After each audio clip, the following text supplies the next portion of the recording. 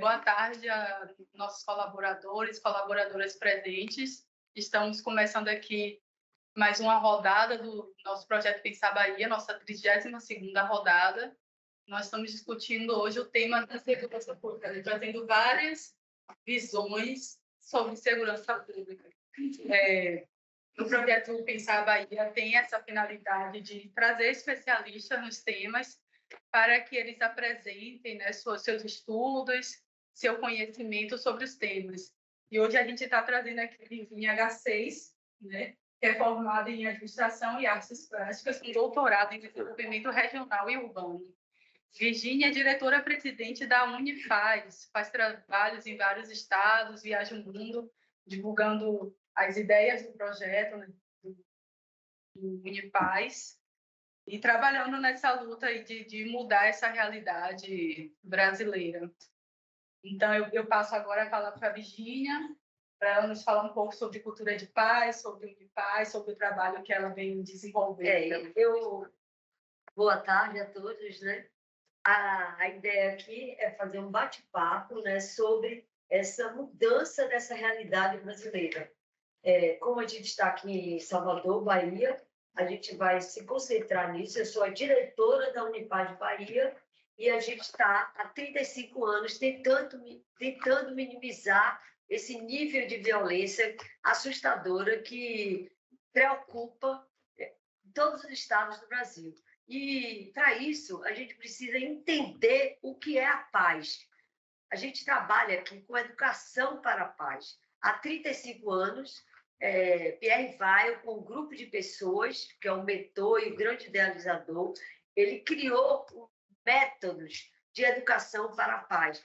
E escreveu vários livros sobre esse tema e mediou vários conflitos, não só no Brasil, como também na área de Gaza, entre palestinos e judeus. Ele era um francês, judeu, e ele morou e viveu no Brasil 50 anos. E ele deixa aqui no Brasil um legado, junto com o governo do Distrito Federal. Ele cria em Brasília a Universidade da Paz, que é a nossa sede. Unipaz, se vocês colocam em qualquer rede social, você pode ir para todos os programas da Unipaz. Mas o que é a cultura da paz para a gente? É uma mudança de consciência. A paz precisa de uma educação, uma nova educação para o século XXI. Uma educação integrada dentro do tripé saúde, educação e segurança pública. Todas as pessoas, todos os seres humanos que estão com a mão na massa, que a gente fala, que estão lidando e se interrelacionando com o povo brasileiro, precisa dessa educação para a paz.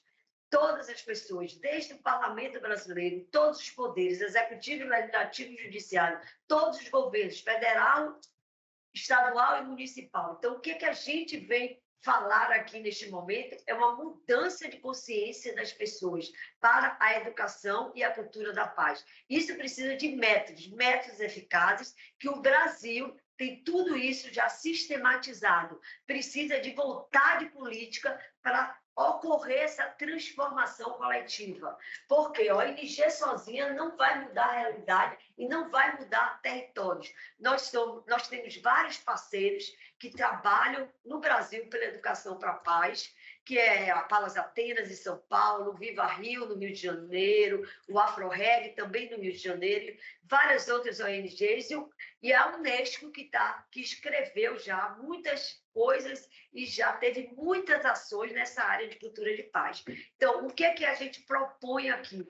A gente propõe falar em educação para a paz, em 6 Ds da cultura da paz, que é: ninguém pode falar em educação e cultura de paz se não falar numa democracia participativa. Esse é o primeiro D da cultura de paz. O desenvolvimento sustentável, que é um tema que já está nessa pós-modernidade, nesse século XXI, todo mundo está aí falando em sustentabilidade, é um tema que já está bem batido no Brasil, e onde a Unesco fala muito também. Os direitos humanos não é só direitos humanos, é direitos e deveres humanos com o cidadão. Nós também temos que nos preocupar com o desarmamento, mas é desarmar a mente das pessoas para não entrar em conflitos. Todos os conflitos, a gente aqui não está negando o conflito. O conflito ele vai existir. As pessoas são diferentes, os seres humanos são diferentes, as culturas são diferentes, mas a gente pode minimizar o conflito na hora que ele acontece. Como fazer isso? Com a educação para a paz, com o diálogo. O diálogo, que é o outro T da cultura de paz.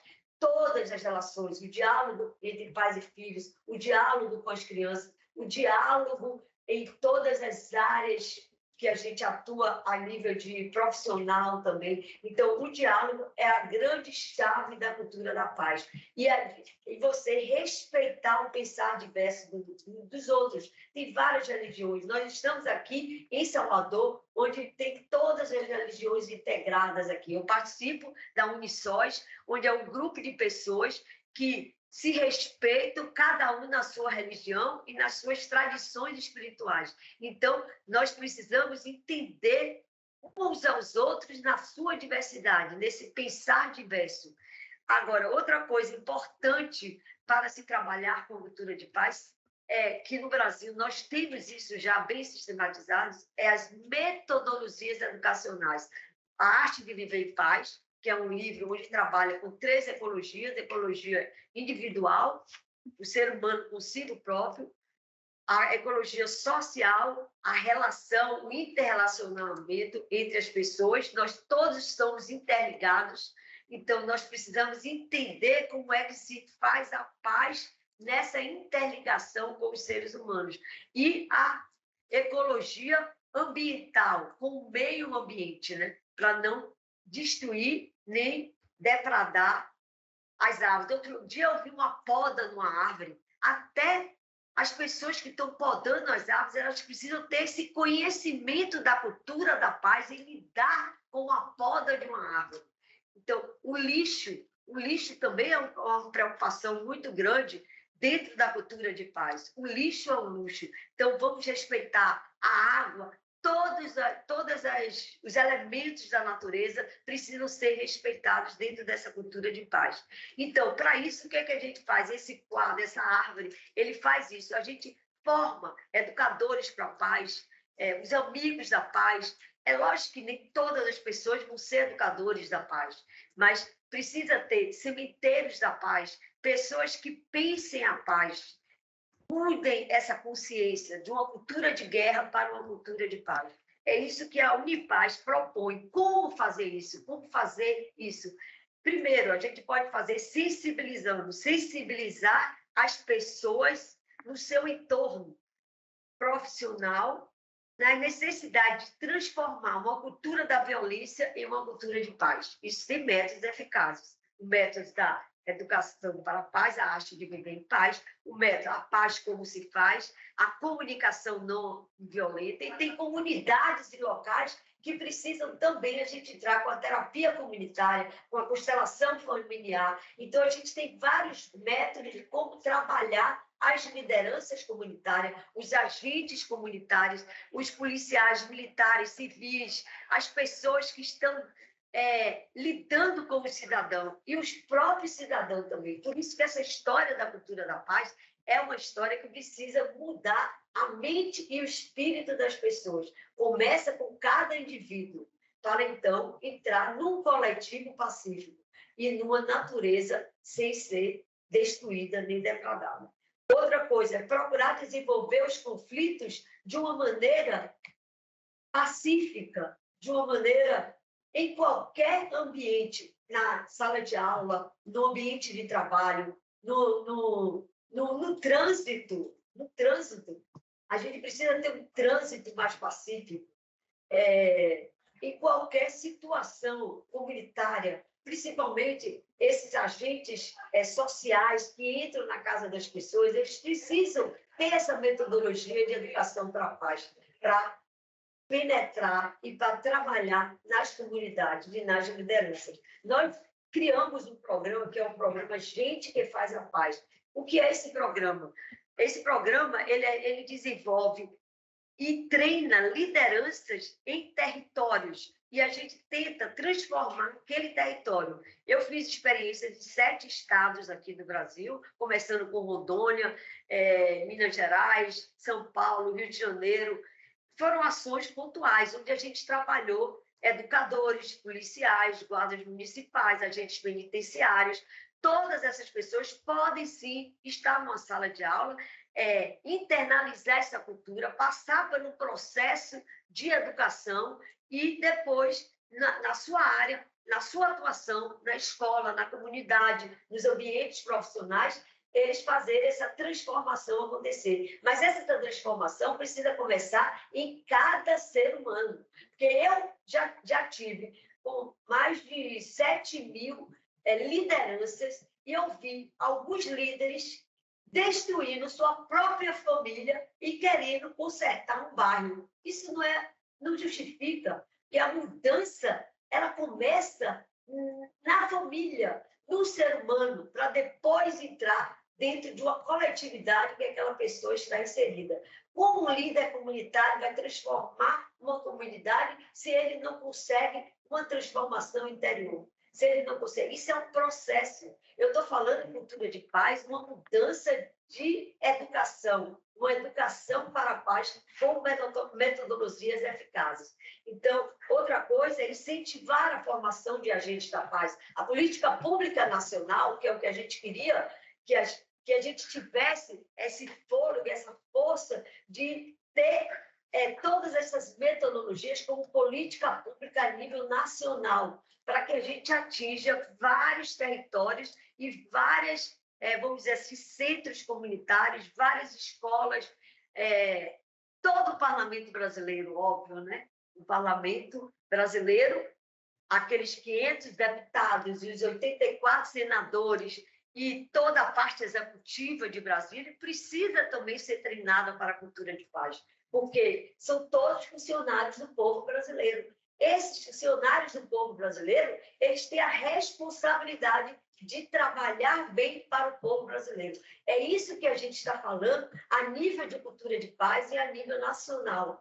Aqui, na Bahia, principalmente, né, que tem um governo que a gente sabe que trabalha para o povo e com o povo, a gente precisa fazer com que tenha essa mentalidade de todos que estão aqui serem imbuídos dessa educação para a paz. Realizar palestras, fóruns. A cultura de paz, ela precisa um trabalho de formiguinha, gente. Isso é processual, nós estamos fazendo isso há 35 anos. Eu já treinei 10.000 agentes da paz, eu e uma equipe de educadores para a paz, que sozinho não se faz nada. Precisa-se de uma equipe transdisciplinar e numa educação transdisciplinar para se criar essa cultura de paz. É isso, a gente realmente somos pioneiros nessa área de educação para a paz e de cultura de paz e de transformar consciências, mas a gente tem uma rede de pessoas que estão pensando como a gente. Aqui na Bahia, uma das pessoas que trabalham muito nessa área, na área de educação, é Maribel. Maribel, ela tem na Secretaria de Educação muitos educadores que ela treina também essa mudança de consciência planetária. Então, nós precisamos isso, abraçar essa causa, essa missão e levar essas metodologias para todos os setores da nossa Bahia, né?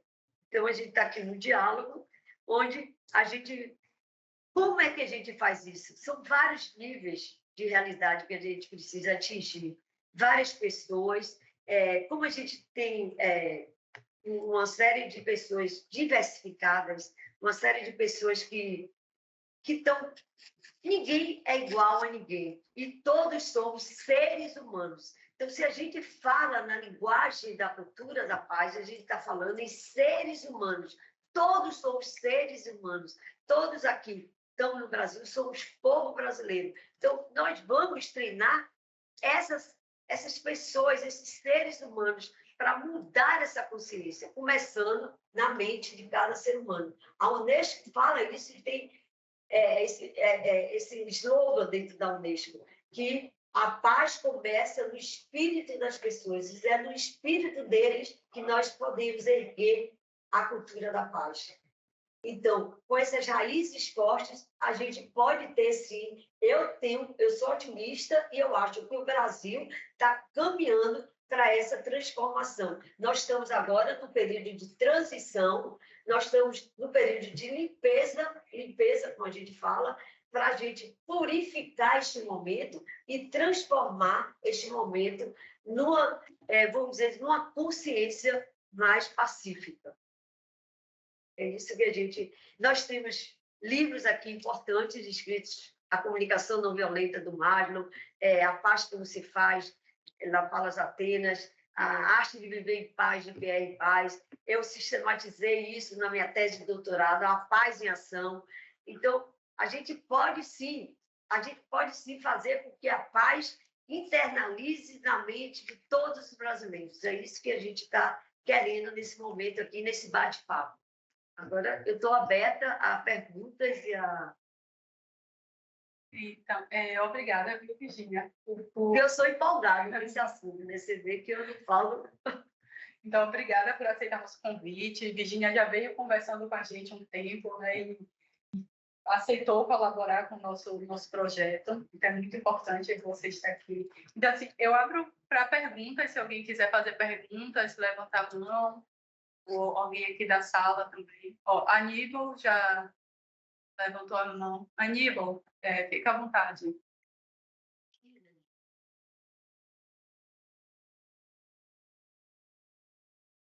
Seu microfone, Aníbal, está fechado.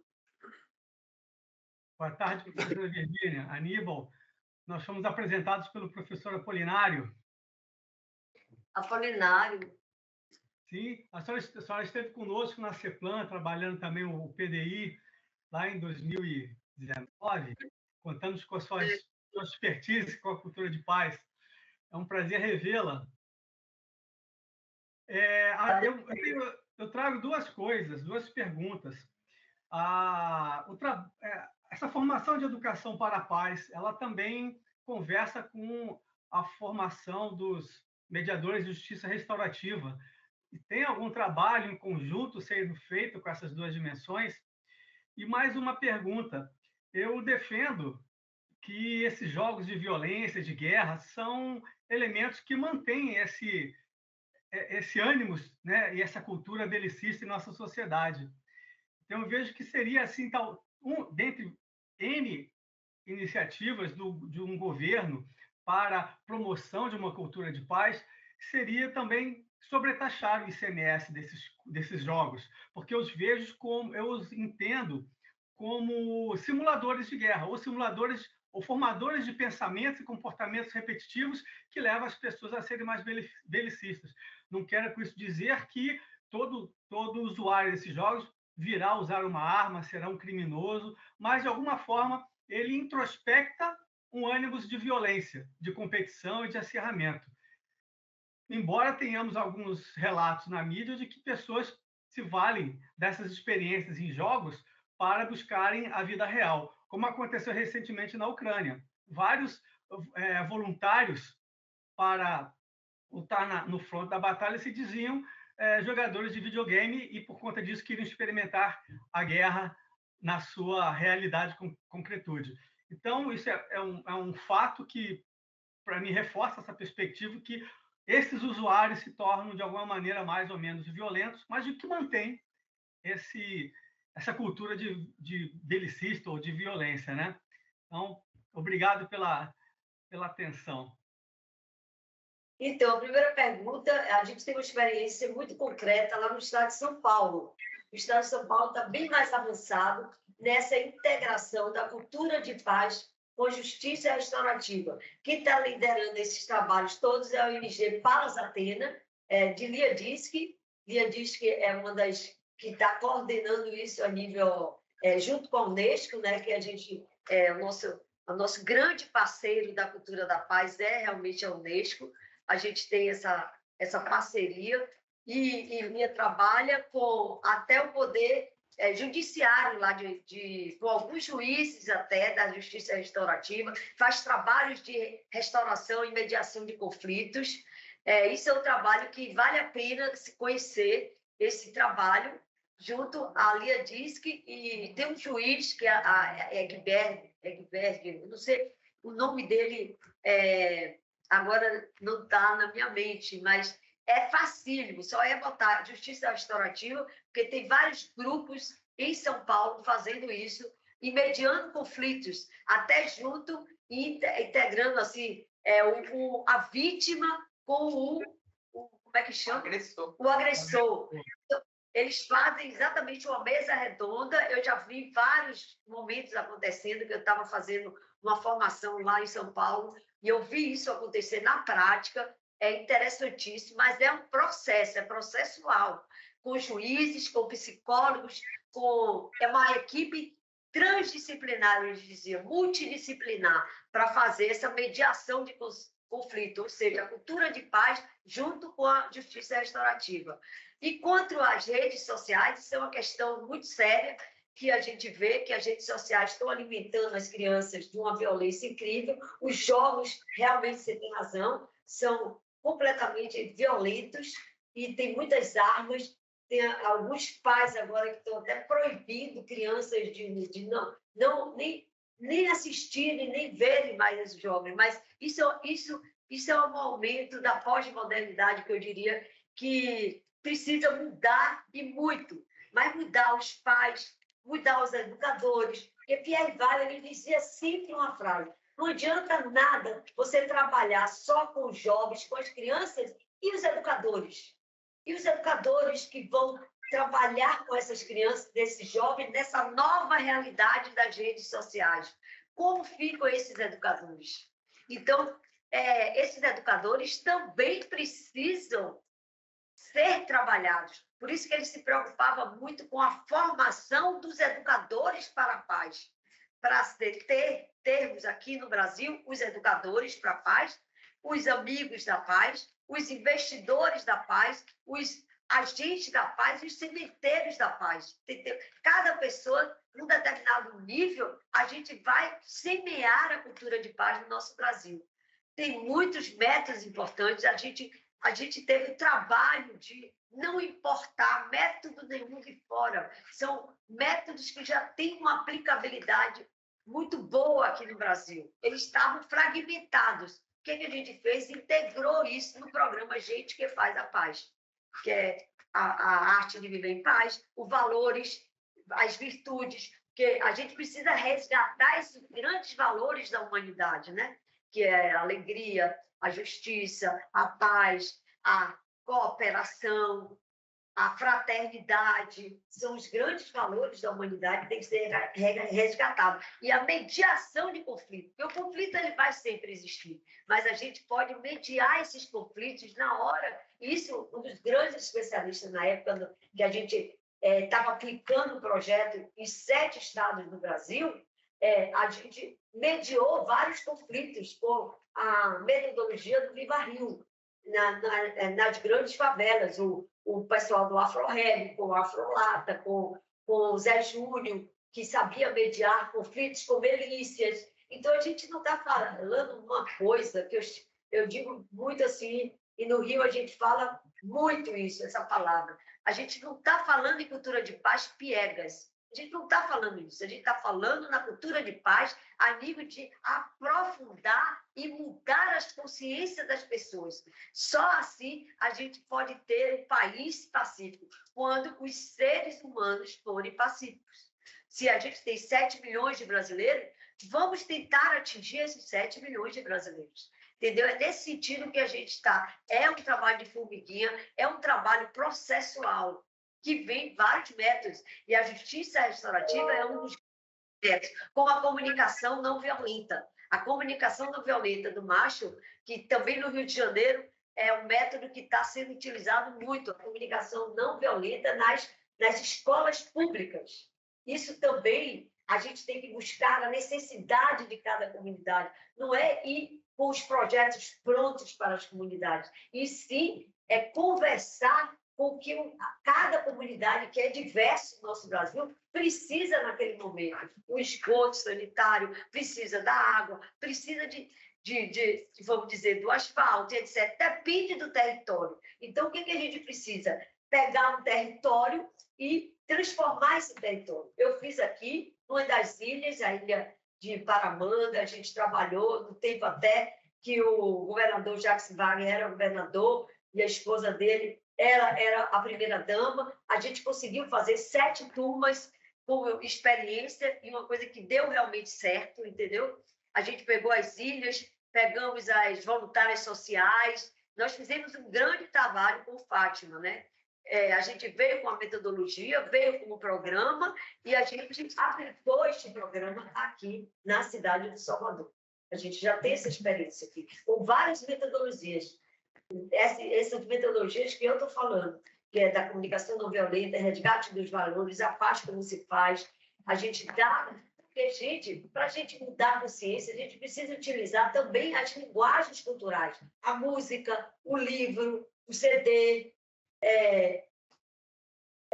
todas as linguagens culturais também precisam entrar. Por isso que a gente chama de kit da paz. A gente tem um kit, que são as cartilhas, os CDs, as revistas, para a cultura de paz. Porque as pessoas precisam ler também. Ler a paz. E ouvir músicas de paz. Gilberto Gil foi o que fez a paz, como se faz. Ele fez naquela época do nosso projeto, quando ele era ministro da Cultura. Então, a gente tem experiências bem-sucedidas. Agora, o que eu sinto e que eu vejo na minha experiência de vida que são ações pontuais. Elas não têm uma continuidade para transformar os territórios, como era o grande desejo do mentor da Unipaz, transformar em políticas públicas a nível nacional. É isso que a gente precisa. E é essa que é a minha grande bandeira hoje, branca, é fazer com que o governo que está aí abrace essa missão da educação e da cultura na paz.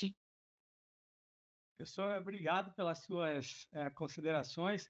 Queria também me solidarizar com a senhora na perspectiva de que, como pesquisador da Conscienciologia, que a senhora bem conhece, promovido pelo professor Valdo Vieira, nós também entendemos que estamos passando por uma transição planetária e que o fundamental são as transformações pessoais, internas, que a partir desse movimento individual, cada uma das pessoas é que promoverá uma ampliação e irradiação dessa onda de pacificação do planeta.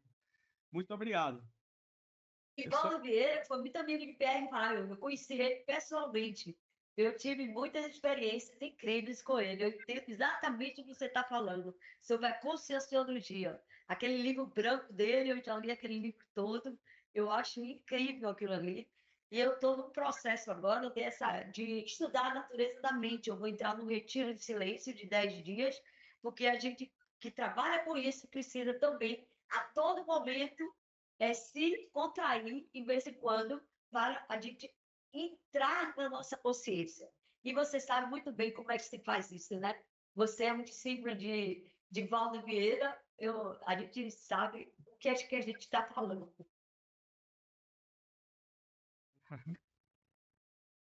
Obrigada, Aníbal.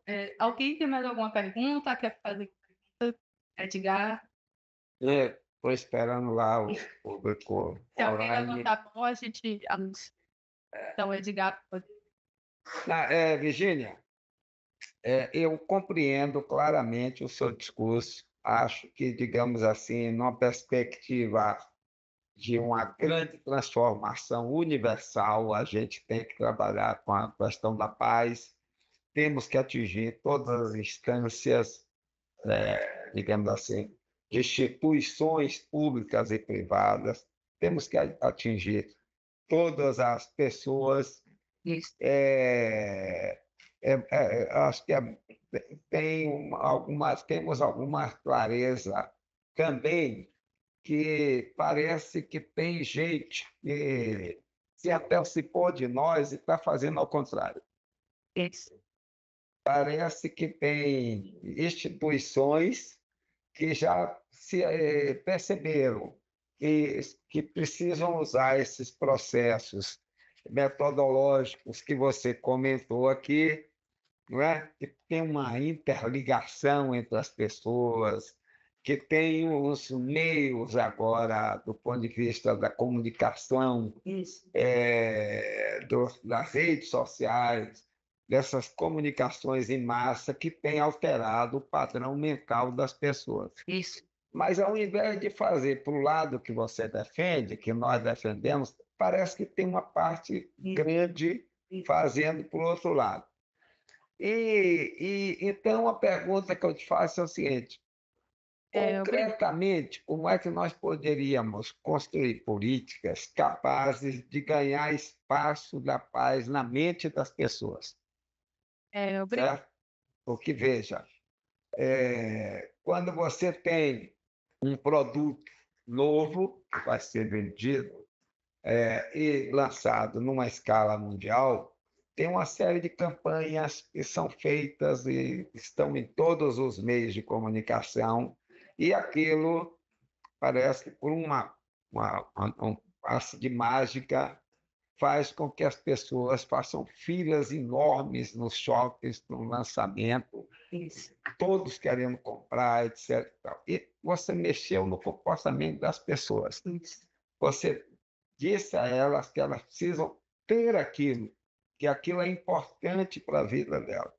E como é que a gente pode fazer isso para passar assim, um comportamento de paz? Concretamente, assim, os meios que vocês fazem para chegar numa comunidade e interferir nesse padrão de comportamento dessas pessoas. Então, aí é que tá, né? É um trabalho onde a gente começa uma holologia e holopraxis. O que a gente diz holologia? Holologia é o conhecimento. As pessoas precisam ter o conhecimento e a prática. Agora, que práticas são essas? Práticas que eu adoto comigo. Primeiro, o indivíduo. Nós estamos trabalhando primeiro com os indivíduos. Que o coletivo é formado de quê? De indivíduos. Se é formado de indivíduos, a gente começa a trabalhar o indivíduo, a pessoa. A pessoa tem o quê? O corpo, uma mente e uma escolha espiritual, porque pode ser até ateu. Eu encontrei muitos ateus que são muito mais pacíficos do que muitos religiosos. Então, primeiro, o ser humano. O ser humano tem um corpo, ele é encarnado dentro de um corpo. Então, vamos cuidar do nosso corpo. Como? Aí que precisa o esporte vir, os jogos, principalmente as crianças, desde que nascem, a holopraxis é esporte, a meditação, a oração. O jovem, ele não pode ter momentos, não pode ficar com tédios ou ociosidade ou dentro, ou só com um computador ou com um celular na frente dele. Ele precisa integrar-se com a natureza, que a natureza está dentro dele, a natureza é ele. Então, nós vamos cuidar dos seres humanos. Ele precisa cuidar. Praticando esporte, qualquer esporte que lhe dá prazer, que lhe dá alegria.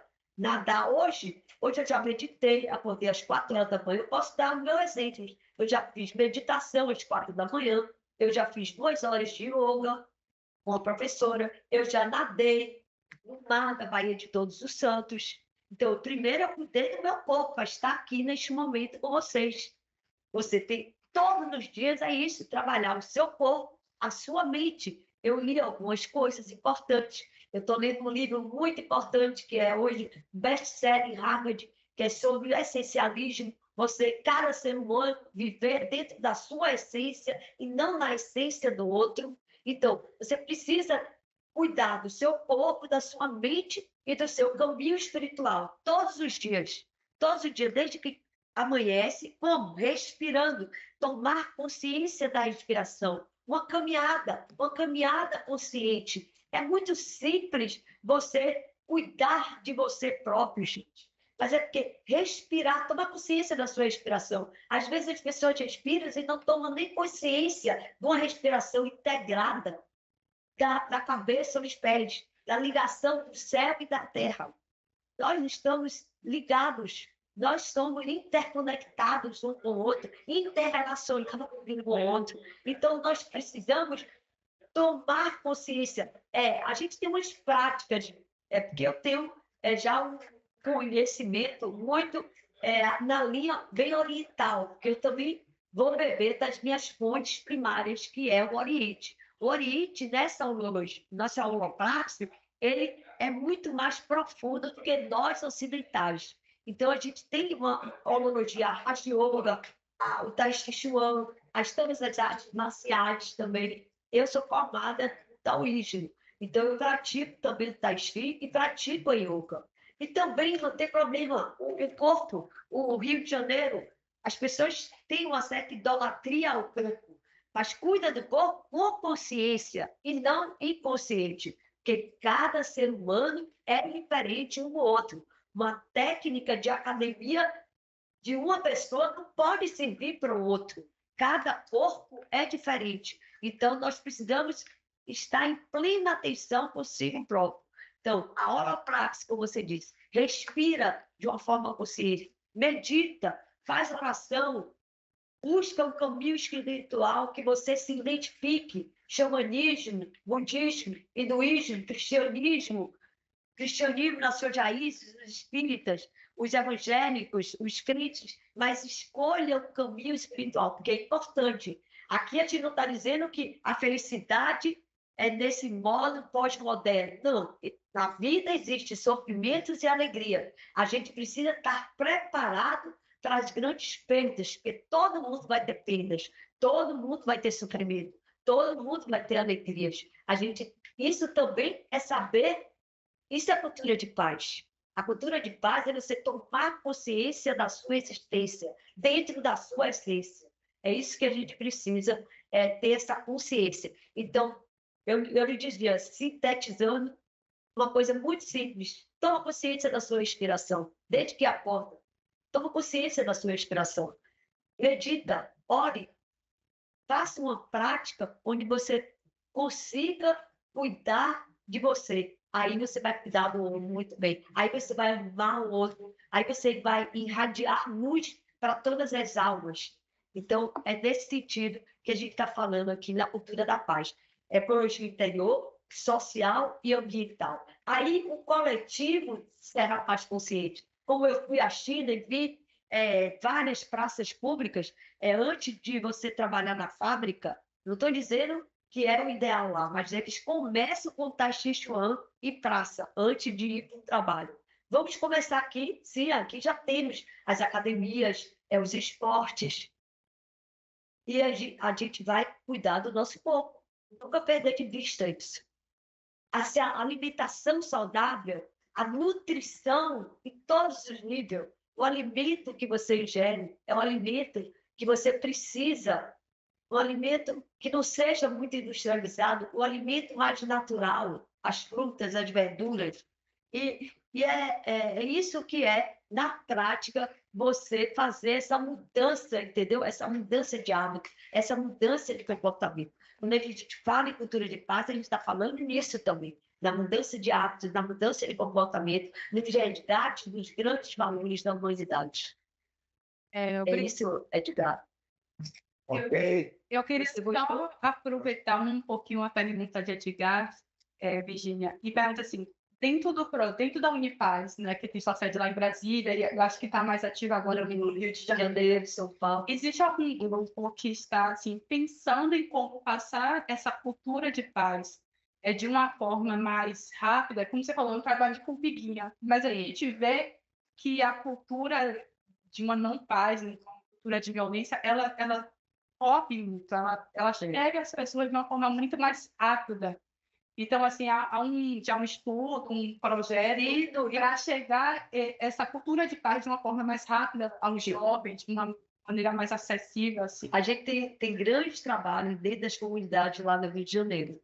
Tem um trabalho que é coordenado por Glória Sombrio, que é uma das nossas diretoras, e hoje é uma das grandes anciões da Unipaz, que ela já tem 80 anos, e ela está na linha de frente lá no Rio de Janeiro, trabalhando com alguns projetos sociais, que aqui a gente tem ações pontuais, com o programa. Com o programa, a gente pode dar esse programa 4 horas, 8 horas ou 16 horas, depende do que a gente tenha nas mãos para fazer isso. Eu fui com esse programa com captação de recursos. É assim, o processo de como que a paz também precisa de recursos. Por quê? Porque a gente precisa editar um livro, editar as cartilhas, editar as coisas, tudo, todo projeto. Para ele ter essa expansão rápida, a gente precisa juntar os três: iniciativa privada, governo e o terceiro setor, como eu chamo. Que a gente chama muito os investidores da paz. A gente precisa, sim, dos investidores. Para ter uma rapidez, como a gente, durante um período de 7 anos, a gente trabalhou em 7 estados do Brasil, a gente tinha a Lei Rouanet como cultura de paz, a gente tinha recursos da iniciativa privada e a gente tinha todo um processo de política pública local para treinar isso. A gente pode, sim, fazendo um esforço de parceiros, de parcerias integradas com a liderança da Unesco, que era o Movimento Internacional das Nações Unidas. Mas aí esse projeto que você ia falar do Rio de Janeiro, Esse Rio de Janeiro já está avançando em algumas comunidades. Mas é o que eu digo a você, são ações pontuais. Uma comunidade, a gente trabalha ali, a gente tem aquela ação, a gente transforma, está tudo em vídeo, tudo como o que a gente chama os casos de sucesso da Unipaz. Existe porque nós já estamos 35 anos de história hoje. Como a gente diz, às vezes eu digo assim, eu estou enxugando gelo. O que é que eu digo? O porquê enxugar gelo? Porque a gente não tem fôlego sozinho para transformar territórios, se não vier a política pública nacional. Agora eu vou contar uma história aqui. Quando tinha o ministro Tasso, Pierre Weil, nós tivemos 28 reuniões com o ministro, com o parlamento brasileiro, quando a gente já estava tentando elaborar um projeto a nível nacional. Aconteceu, sim, que eu digo uma tragédia grega. O Tasso sai do Ministério da Justiça e Pierre Weil morre. Literalmente fez a passagem. E aí, esse projeto, entendeu, não foi avante a nível de política pública nacional. Ficou nessas ações pontuais, a gente fazendo alguns educadores, algumas escolas, mas não é isso a proposta. A proposta é mudar a consciência do povo brasileiro. Acho que a Aníbal quer falar. Aníbal, você tem uma pergunta para fazer? Sim, continuando aqui a deixa da professora, recentemente também, até por conta da oportunidade que a SEI me oportunizou, eu estive na China, em outubro, e assisti uma palestra com um embaixador, né, da República Popular Chinesa, da China, em que ele mostrou assim que o confucionismo está sendo resgatado como referência para a governança do país. Então, Confúcio foi um pensador, um filósofo que se preocupava com a melhor qualidade da formação dos homens, né, para servirem aos imperadores na administração pública. Isso me lembrou a necessidade que nós temos também de trabalhar os nossos servidores, mas também a elite política, né, nessas perspectivas de até não só materiais, mas também espirituais, que o confucionismo traz, e que a Conscienciologia traz, e que a Unipaz também tem como referência, né? Então, isso é uma questão. E a outra, que é uma pergunta, na atividade espacial, exploração, né, de outros planetas, se fala muito que é um momento de exploração pacífica, de integração dos países, das nações. Como a senhora vê esse movimento da exploração espacial também como um instrumento indutor de uma cultura de paz que venha a permear todo o planeta? Certeza. Na Índia também, onde eu fui para as universidades espirituais, e eles lá têm absoluta certeza que nós estamos num momento planetário de transição. Sair da idade do ferro, onde eles falam, para entrar na idade do ouro.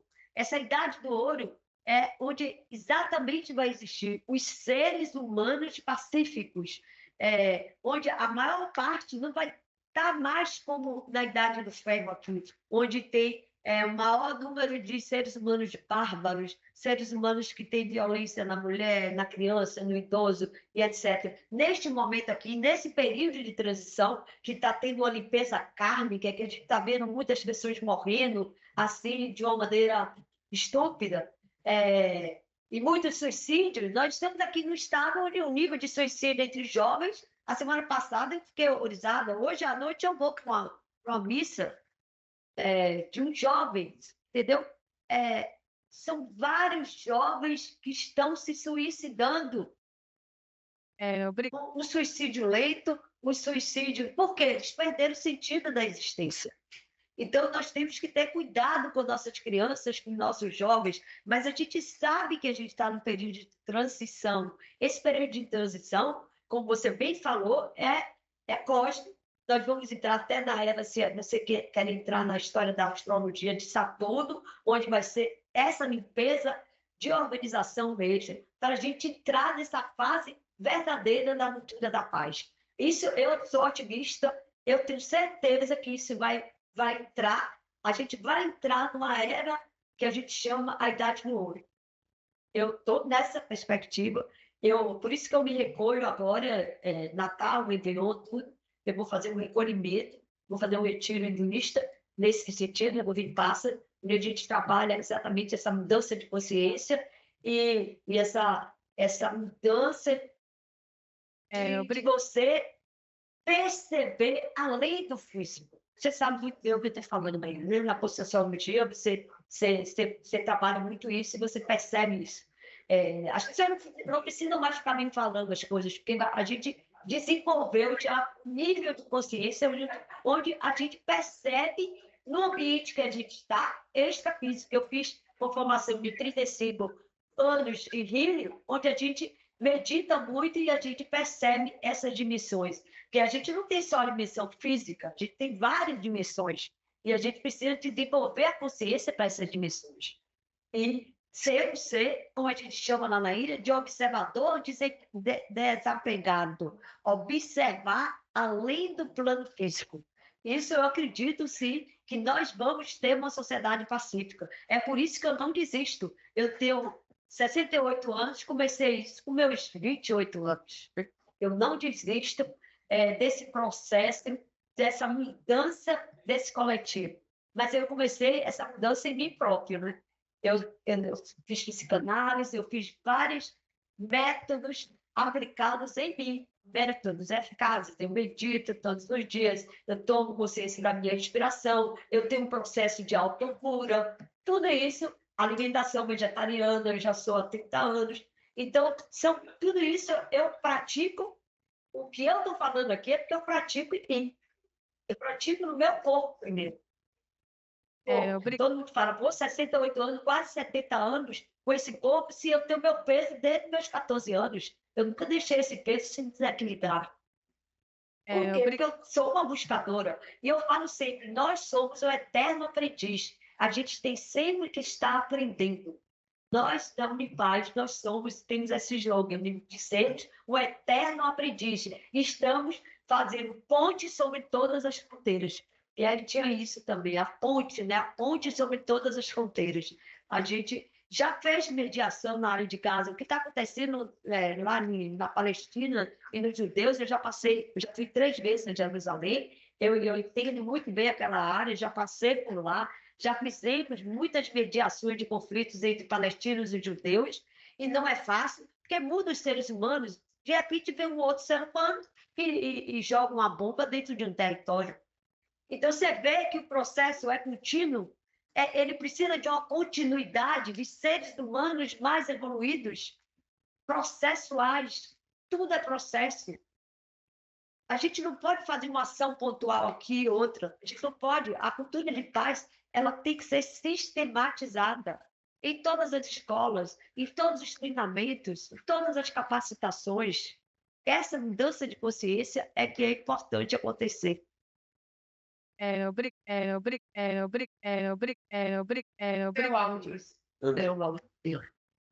Obrigado, professora.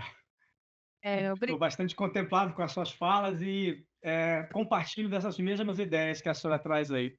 Muito bom, obrigado.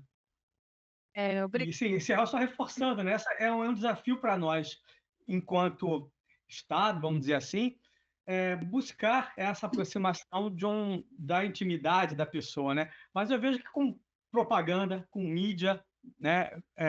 Campanhas em prol de uma cultura de paz, assim como tiveram as campanhas para que use o cinto de segurança ou que da dengue, né? A gente pode fazer campanhas publicitárias pagas pelo Estado para estimular a reflexão dessa cultura de paz. É uma das estratégias que o Estado pode se valer, né?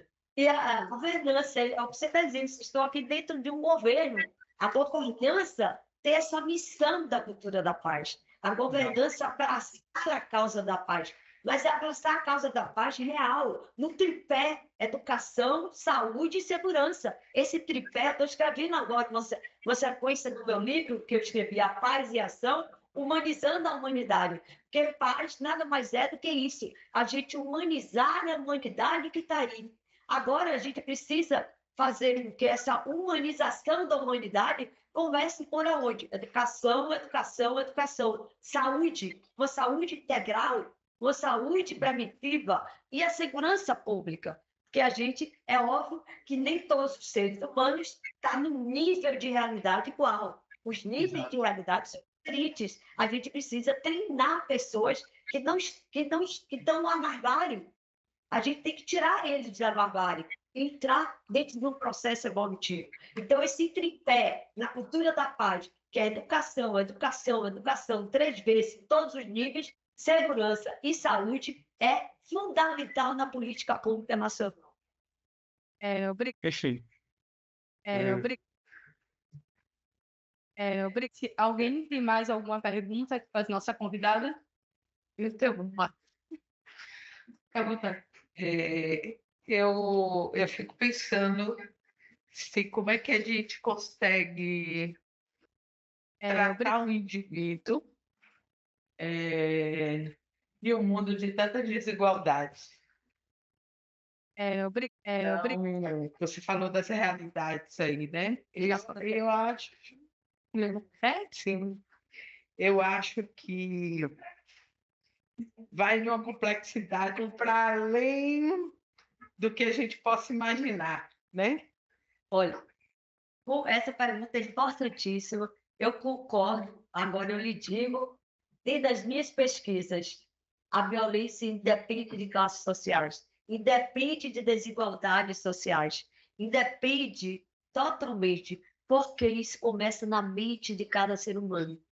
Eu conheci pessoas em lideranças muito pobres e conheci empresários, CEOs muito ricos, com níveis de violência totalmente diferentes internamente.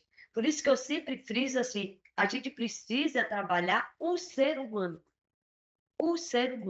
para a coletividade sair dessa desigualdade que se encontra no nosso Brasil. É óbvio, eu já fiz um trabalho com homens e mulheres de rua do Rio de Janeiro. Eu vi o quê? A violência, você pegar uma experiência muito importante que eu não gosto muito de falar nela, porque você tirar um homem de uma rua e entrar num restaurante de luxo. Nós já fizemos isso.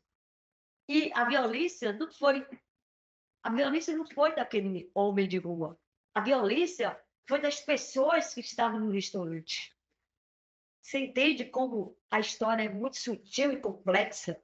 Essa história de violência, de você mudar a consciência das pessoas, de você ver o ser humano como ser humano, não é dessas histórias de raças, de cores. Isso não existe quando a gente está falando a partir da cultura da paz.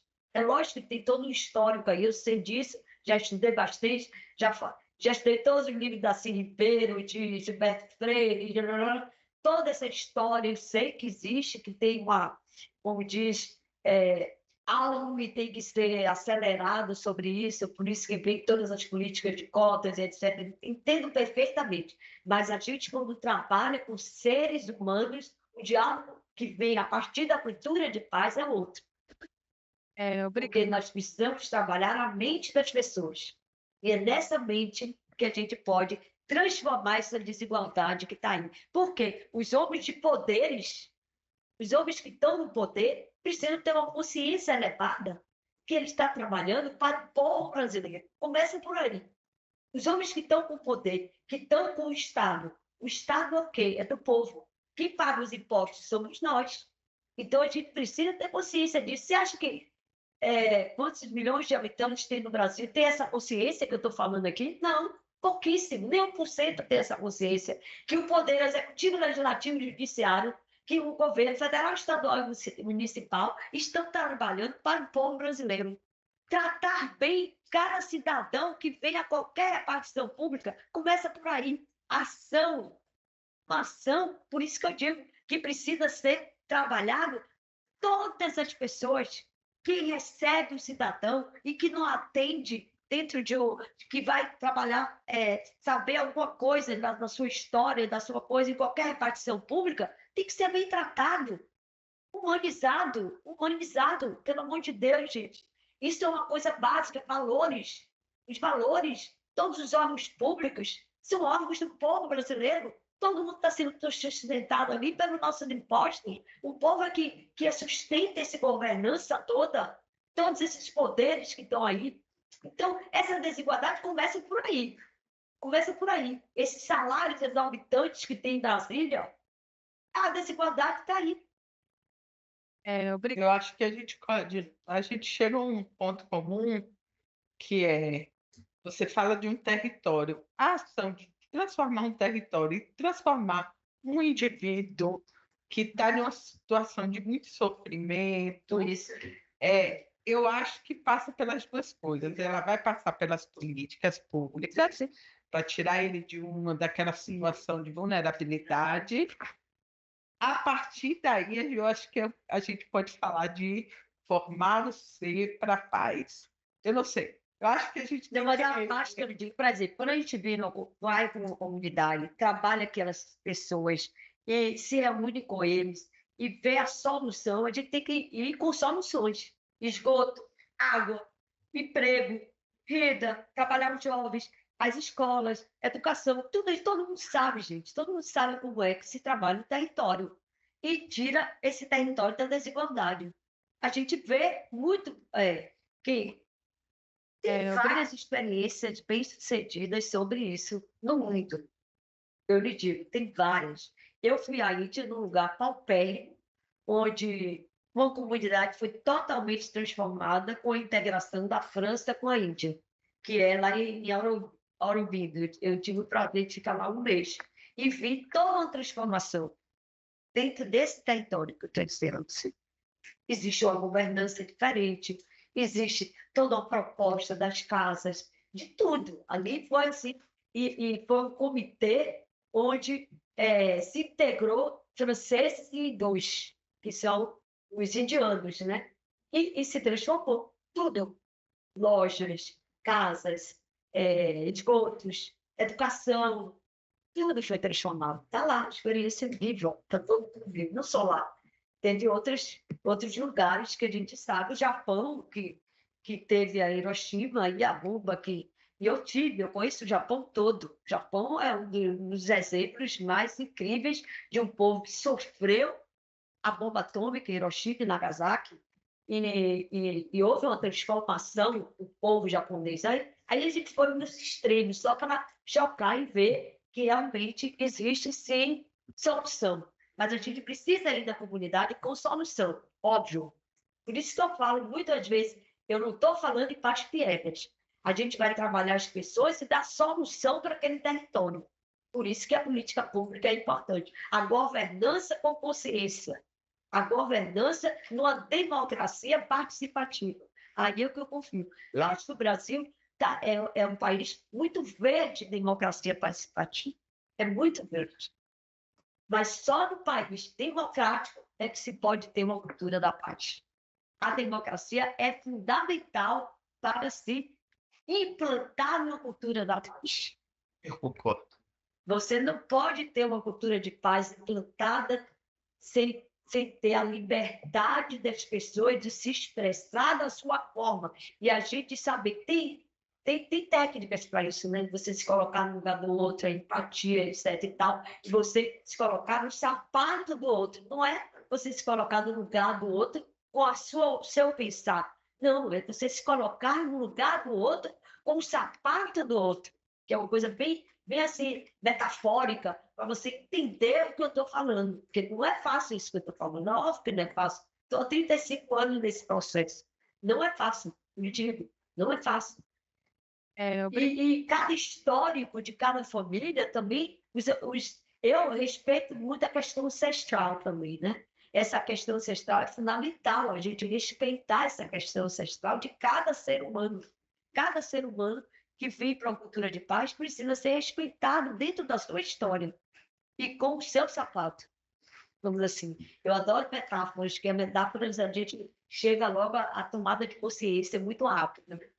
Então, eu entendo o que você está falando, eu sei da desigualdade que existe. Eu vou agora para o Rio de Janeiro e vejo o que está lá.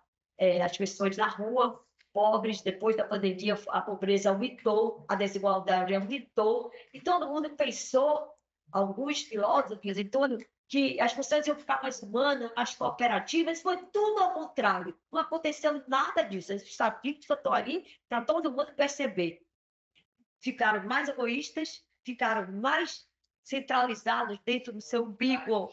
Ninguém fez políticas públicas adequadas para a realidade que nós estamos. Então, a gente precisa, sim, transformar territórios dentro da solução de cada comunidade. E é isso. Eu estudei muito a cultura. A cultura do Sul é diferente da cultura do Nordeste, que é diferente do Sudeste. Então, a gente precisa respeitar esses processos culturais de cada região que a gente vai trabalhar com a cultura da paz. Isso é importantíssimo. É uma equipe transdisciplinar, sim. Precisa de psicólogos, de educadores, de médicos, de sociólogos, de administradores, de gestores, de grandes gestores, entendeu? O que eu estou falando aqui é uma utopia? Sim, é uma utopia realizável. E, com vontade política, a gente pode realizar essa utopia. Eu acho, assim, super importante. Eu acredito, eu sou uma pessoa otimista, eu acredito nesse período de transição que a gente está passando, de muito sofrimento, mas que a gente pode recuperar isso e entrar dentro da idade do ouro, que os indianos estão falando muito isso. Muito bem.